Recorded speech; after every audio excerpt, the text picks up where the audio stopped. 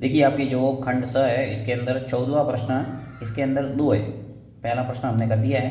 Next जो दूसरा प्रश्न है वो दे रखा है कि एपी ज्ञात कीजिए जिसका तीसरा पद 16 है और 7वां पद 5वें पद से 12 अधिक है। ठीक है, तो सबसे पहले आपको यहाँ एपी मानना पड़ेगा, यानी मान लेते हैं एपी का जो प्रथम पद है वो ए है और सार्वंतर डी है। ठीक है, तो इसको करते हैं हम विधिवत। तो लिखता हूँ मैं माना, ठीक है, माना एपी का प्रथम पद ए और सार्वअंतर कितना है डी। ठीक है, हमने मान लिया कि एक एपी है जिसका प्रथम पद तो ए है और सार्वअंतर क्या है डी। अब हमें दिया हुआ है उसके अनुसार हम काम करेंगे। यहाँ दिया हुआ है क्या है, देखिए दिया हुआ है कि एक तो आपको तीसरा पद दे रखा है यानी A3 दे रखा है। तीसरा पद A3 कितना है हमें दे रखा है 16। ठीक है, अब A3 का मतलब क्या होता है, देखिए सूत्र से आपको पता रखना है कि AN बराबर क्या होता है A प्लस N माइनस 1 और ये D। ठीक है, तो जब भी आपके कोई पद आता है उसको शॉर्ट तरीके से निकालना आना चाहिए। यहाँ पे मैं थोड़ा बता देता हूँ, उसके बाद में जितने भी प्रश्न होंगे आप आराम से कर पाएंगे। तो देखिए यहाँ पे एन के स्थान पर यहाँ 3 है तो यहाँ 3 लिखेंगे बराबर ए प्लस एन के स्थान पर 3 माइनस 1 और ये डी। ठीक है, तो A3 बराबर क्या होगा, ये पूरा जो कार्य है वो रब कार्य है, आपको सिर्फ समझाने के लिए मैं बता रहा हूँ। अब देखिए ए प्लस माइनस 1 कितने हो गए 2 और ये डी का गुणा हो जाएगा यानी 2D। तो आपको याद रखना है कि A3 का मतलब क्या होता है A प्लस 2D। अब ऐसे आपको प्रैक्टिस करना है कि जब भी आपको पूछा जाए, जैसे मान लो A5 आ गया तो आप क्या बोलेंगे A प्लस 4D। A10 आ गया तो आप बोलेंगे A प्लस 9D, यानी यहाँ से A कम कर दो और यहाँ सीधा D का गुणा कर दो। ओके, तो यहाँ पे मैं A3 के स्थान पर सीधा लिख सकता हूँ A प्लस 2D। यहाँ आ गया 16, समीकरण नंबर 1। इस प्रकार से हमारे जो समीकरण 1 है वो आ गया A प्लस 2D बराबर 16। ठीक है, अब मैं दूसरा जो कंडीशन है वो लिखूंगा। दूसरी कंडीशन क्या है देखिए और करके कि 7वां पद 5वें पद से 12 अधिक है। अर्थात कह सकते हैं कि जो 7वां पद है A7 वो 5वें पद से यानी A5 से कितना अधिक है 12 अधिक है, यानी कम कौन सा हुआ A5, तो यहाँ पे मैं 12 ऐड कर दूंगा। ठीक है, यानी प्रश्नानुसार दूसरी कंडीशन क्या है कि जो 7वां पद है वो 5वें पद से 12 अधिक है। ये 12 अधिक है तो जब बराबर करना है, मैं यहाँ बराबर का निशान लगाया है, तो जब बराबर करने के लिए क्या करेंगे हम प्लस 12 इसमें ऐड कर देंगे। राइट, अब देखो यहाँ पे A7 इसको मैं पक्षांतर करके इधर ला रहा हूँ तो ये हो जाएगा A5 बराबर हो जाएगा 12। ठीक है, चाहो तो आप सीधा लिख सकते हैं A7 माइनस A5 बराबर 12, क्योंकि 7वां पद 5वें पद से 12 अधिक है यानी दोनों का अंतर कितना है 12 है।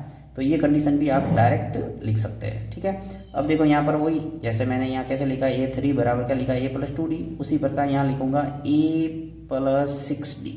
7 है तो आ गया 6 और इसको ब्रैकेट में बंद कर दो, फिर माइनस A5 है तो क्या लिखूंगा A प्लस 4D बराबर आ गया 12। ठीक है, अब देखो इसको खोलते हैं A प्लस 6D, यहाँ माइनस का अंदर गुणा हो जाएगा माइनस A और यहाँ पर भी आ जाएगा माइनस 4D बराबर आ गया 12। प्लस का A और माइनस का A कैंसिल हो गया और ये 6D और माइनस का 4D, यानी 6D में से 4D गया तो क्या बचा 2D बराबर हो जाएगा हमारे 12।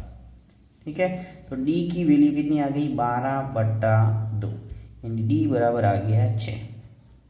यानी हमें प्रथम पद A और सार्वंतर निकालना है तो आराम से हम कोई भी AP है वो बना सकते हैं। ठीक है, अब D का मान आ गया मतलब आपके A का मान भी आ जाएगा, समीकरण 1 के अंदर रख दो। तो यह मैं लिख लेता हूँ समीकरण 1 में D का मान रखने पर, ठीक है, देखिए समीकरण 1 क्या है मेरे पास A प्लस 2D बराबर क्या है 16। इसके अंदर मैं D का मान जो मैंने निकाला है 6 वो लिख लेता हूँ। तो चलिए लिखते हैं हम, समीकरण है मेरे पास A प्लस 2D बराबर 16। ठीक है। डी का मान मैंने कितना निकाला है 6, तो यहाँ a प्लस 2 इंटू 6 बराबर 16। a प्लस 2 का गुणा 6 से करेंगे आ जाएगा 12 बराबर 16। a का मान कितना आ गया देखो 16 माइनस 12, तो a का मान आ गया 16 में से 12 गया कितने बचे 4, यानी a का मान आ गया हमारे 4। ए का मान 4 और डी का मान आ गया 6। अब मैं आराम से ए पी ए वो लिख सकता हूँ। देखो अभिष्ट ए पी ए वो क्या होती है, यहाँ लिखेंगे अभिष्ट ए पी। देखो अभिष्ट ए पी होती है ए प्लस डी, ए प्लस 2d, ए प्लस 3d। आप कितने भी पद हैं वो लिख सकते हैं, 3 पद लिखेंगे वो काफ़ी है, ठीक है। अब मैं पहला पद लिखूंगा तो क्या आ जाएगा, देखिए ए के स्थान पर कितना लिखना है 4, तो यहाँ लिखेंगे 4, ठीक है।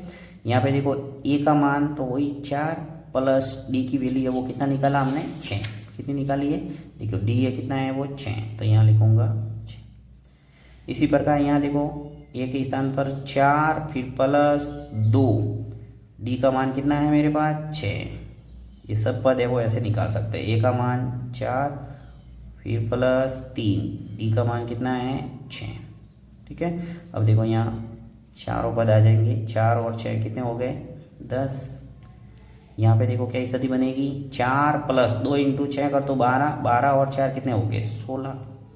यहाँ पर क्या स्थिति बनी देखो 4 प्लस 3 का गुणा 6 से करो 18, 18 और 4 कितने हो गए 22, ठीक है। तो इस ढंग से आपके 4 पद आ गए उस एपी के, जिसके अंदर तीसरा पद तो 16 है। देखो तीसरा पद 16 आ गया, तो तीसरा पद तो 16 है और 7वां पद 5वें पद से 12 अधिक है, ठीक है। तो आराम से इस ढंग के सवाल आप कर सकते हैं।